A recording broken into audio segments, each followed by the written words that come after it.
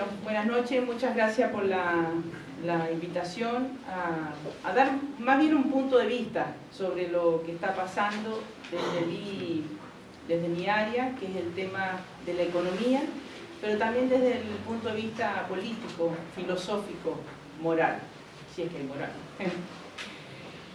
Bien, todos estamos muy conmovidos y muy enojados por la corrupción en la política y los negocios. El total de boletas, hasta hace unos días, porque a medida que iba haciendo la charla iban apareciendo más boletas y más facturas, pero hasta hace unos días el total de boletas y facturas que los políticos emitieron fueron aproximadamente 7 millones de dólares. Fueron 237 facturas por 2.202 millones de pesos, 609 boletas por 2.145 millones de pesos.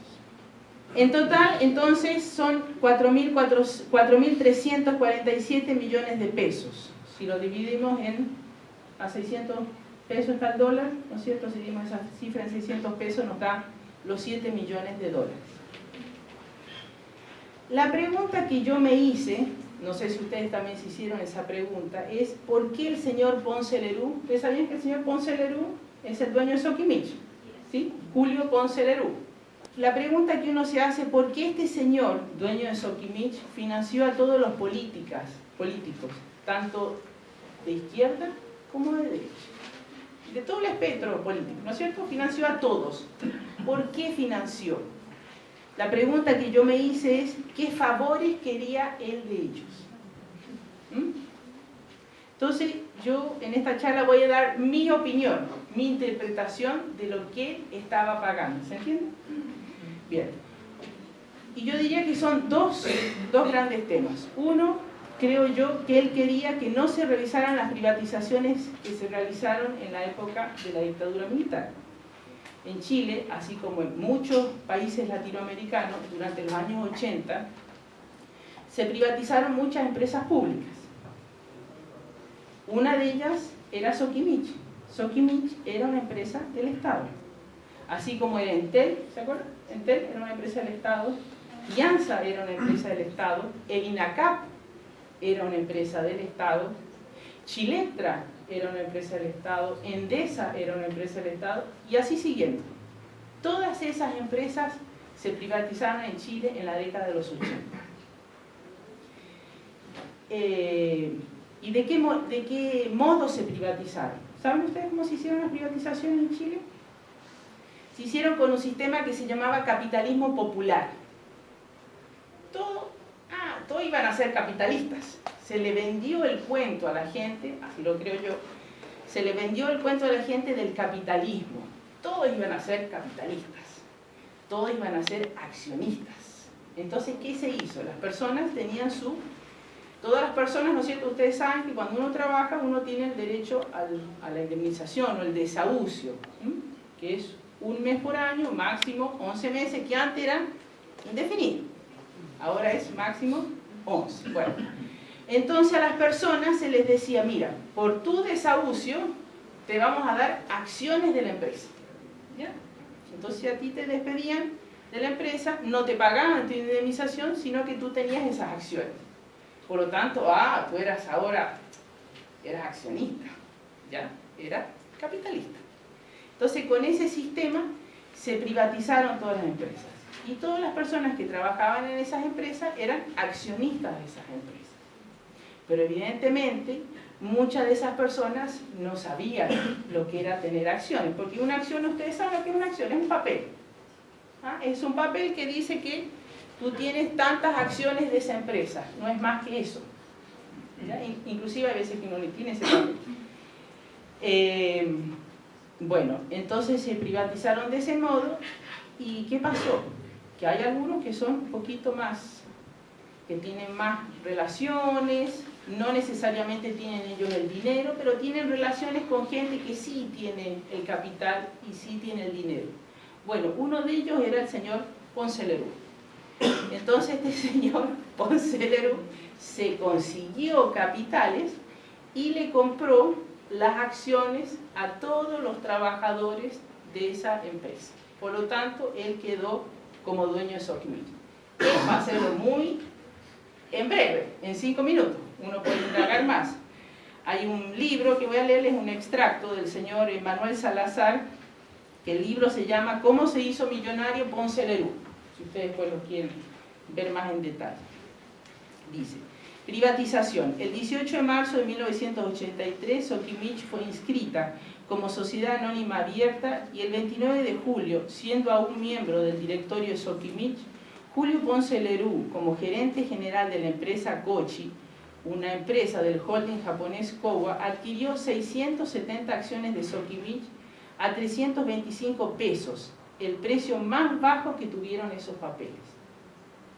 Dice la publicación de Salazar. El flamante ejecutivo tenía solo 37 años y su carrera iba en ascenso, pero un anónimo que lo acusaba de enriquecimiento ilícito lo obligó a renunciar a la corte.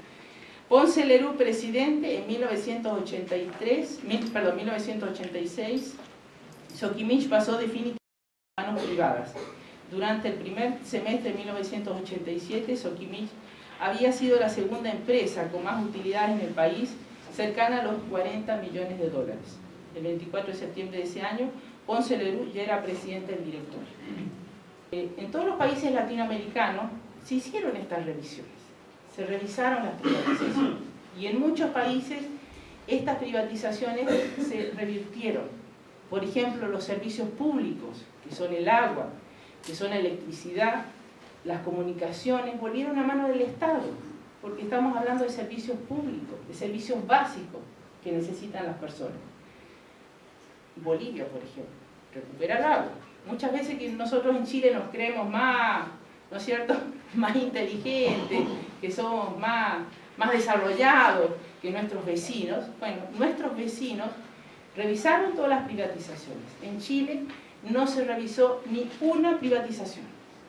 Ni una privatización que se realizó en el gobierno militar se revisó. No solamente no se revisaron, sino que se profundizaron. En el gobierno de Lagos se privatizaron todas las sanitarias. Las sanitarias que no estaban privatizadas, se privatizaron. Entonces, yo diría, según mi punto de vista, ese es un favor que este señor está pagando. Que no se revisen, o sea, cuando se recuperó la democracia en Chile, las privatizaciones no se revisaron, tema que se debería haber hecho. Porque cuando las cosas no están bien hechas y se tira la basurita bajo la alfombra, en algún momento se destapa, como lo que está pasando ahora. Ya, este sería un tema.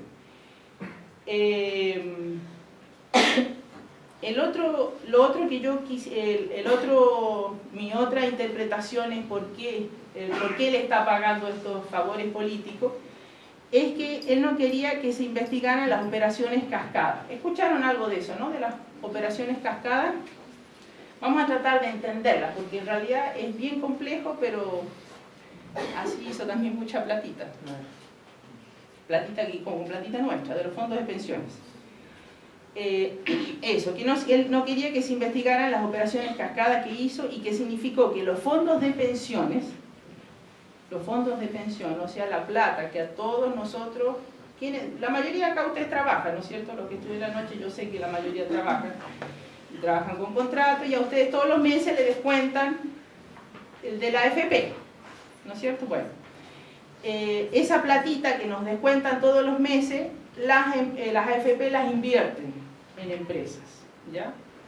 Bueno, en esas operaciones cascadas que hizo este señor Ponce Lerú, se perdieron, o sea, hizo que perdiéramos nosotros, porque los fondos de pensiones son de nosotros, los que cotizamos, que se perdieran más de 44 millones de dólares. En esa pasadita también nos sacó a nosotros 44 millones de dólares. Las ganancias que obtuvo Ponce Lerú por esas operaciones fraudulentas fueron 125 millones de dólares. Bien. ¿Se acuerdan cuánto es lo que había gastado en financiar las campañas? ¿Que les dije al principio? 7 millones. 7 millones de dólares. Entonces, si dividimos 7, ustedes que son rápidos para las matemáticas, 7 millones en relación a las ganancias que obtuvo fueron 5,6%. O sea, una comisión. ¿Ah? Es decir, le pagó a los parlamentarios, a los ministros, le pagó un 5,6% de las ganancias, ¿no es cierto? Una bicoca, como dice. A su vez, el corredor de las bolsas, que hacía de palo blanco, porque alguien tenía que hacer de palo blanco en estas operaciones, que la vamos a tratar de explicarla más adelante, por esas operaciones ganó también él 72 millones de dólares, que también lo están enjuiciando, el señor Vial, que son todos grandes señores, ¿no? Muy respetadas familias y todo eso, pero a la hora de meterse la plata al bolsillo, igual que cualquier ladronzuelo. Pero la Superintendencia de Valores y Seguros les aplicó una multa. No vaya a ser que no paguen multa, ¿ya? No se iban a librar tan fácilmente. ¿Saben de cuánto fue la multa? 70 millones de dólares. O sea, si restamos 125 que ganó menos 70 millones de dólares que pagó la multa, se quedó con un margen de 56 millones. Está buen negocio, ¿no es cierto? Claro. Eso equivaldría a más de 3.000 casas, de una casa más o menos de 11 millones de pesos, equivaldría a esos 56 millones de dólares, equivaldría a 3.000 casas, que no estamos hablando de subsidio tan básico. Sokimich es una de las mayores productoras de fertilizantes yo de litio a nivel global. Sokimich es la principal productor mundial de litio, evaluada en la bolsa en 16.000 millones de dólares. Bueno, y en este minuto el patrimonio de Ponce Lerú, ¿se acuerdan que decíamos que era un ingeniero forestal? Es de 2.000 millones de dólares. Él es uno de los mayores que está en lo que se llama la lista Forbes a nivel internacional, está dentro de las mayores riquezas del mundo. Bien, pero parece que nos estamos hundiendo en el lodo. ¿Cómo salimos de todo esto? Esa es la pregunta, ¿no? Porque todos los días están apareciendo cada vez más casos, ¿no es cierto?, de corrupción. Entonces uno dice, ¿cómo salir de esto? Entonces, yo quiero hablarles de dos, según todo esto es mi punto de vista. Según mi punto de vista, quiero hablarles de dos salidas. Una salida, permiso.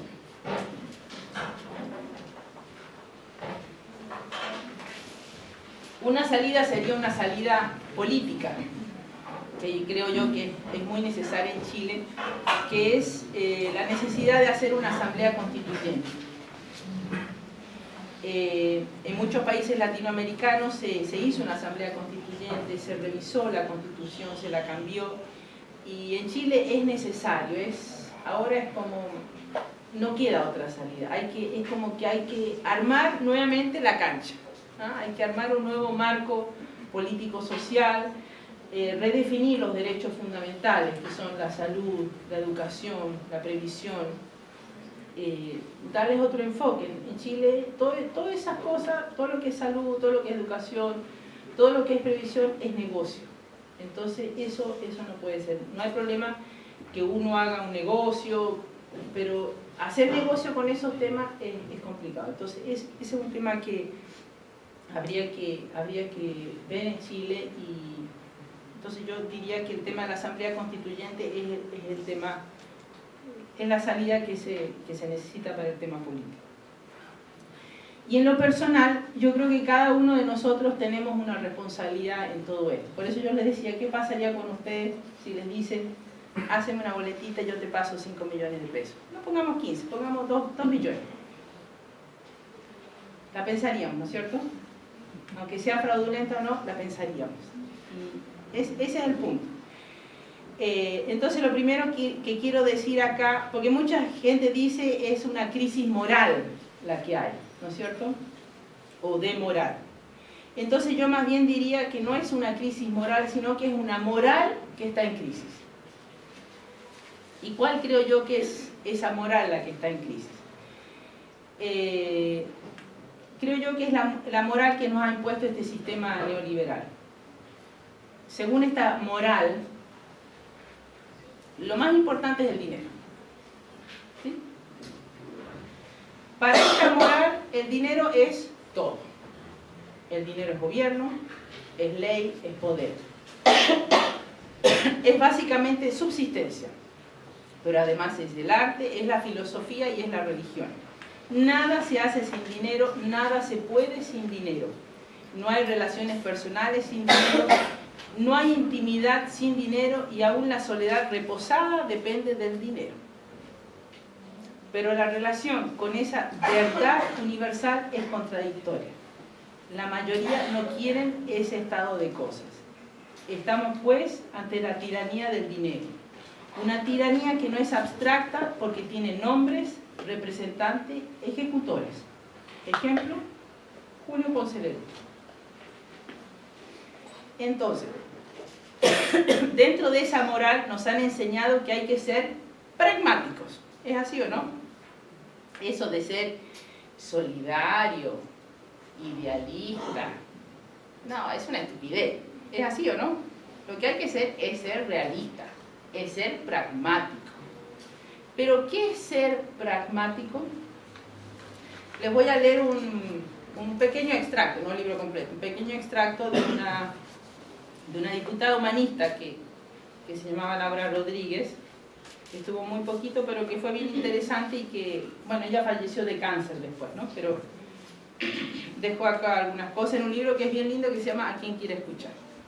Dice, ¿pero qué es el pragmatismo?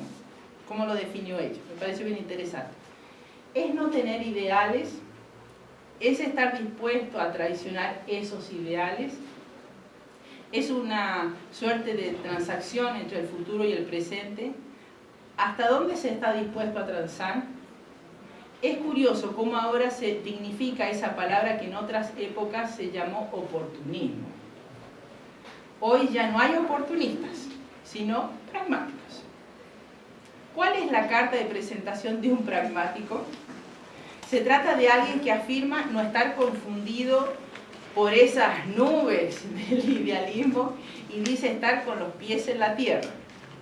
Alguien que se atiende a la realidad.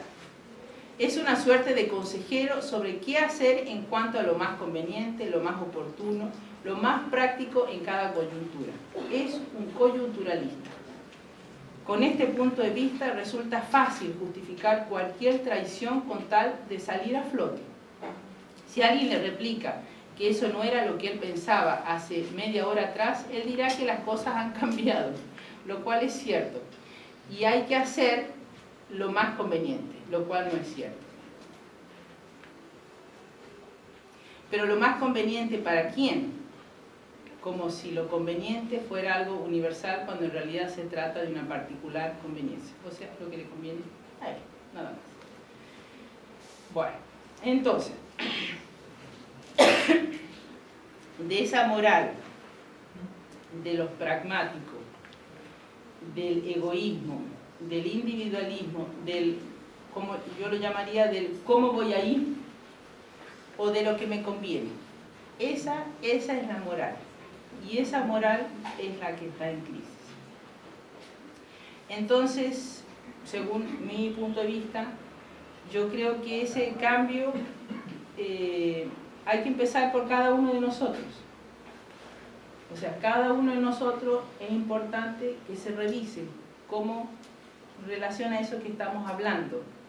¿Soy pragmático o no soy pragmático? ¿Se entiende, no? ¿Cómo oriento mi vida?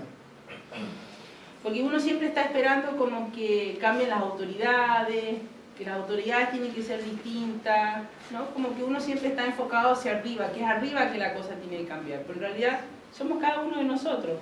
Si nosotros nos fijamos en nuestras relaciones, muchas veces cómo las armamos, también las armamos de ese modo, ¿no? Tratando de sacar ventaja. Es como... el oportunismo está un poquito metido en cada uno de nosotros. Quizás uno no lo haga en forma consciente, pero hay algo de eso, ¿no? Entonces, somos cada uno nosotros los que debemos cambiar, y no hay otra forma de hacerlo que empezando con uno mismo. Es como, ¿cómo quiero orientar mi vida? Y yo creo, según... Yo me considero una persona idealista, no pragmática. Y he tratado de orientar mi vida hacia eso, a construir una sociedad más justa, más humana. y tratar de ser coherente. Coherente con uno, que lo que uno dice vale, que la palabra valga, ¿ya? Y también coherente con los demás. ¿Y qué es coherente con los demás? El tratar al otro como uno quisiera ser tratado.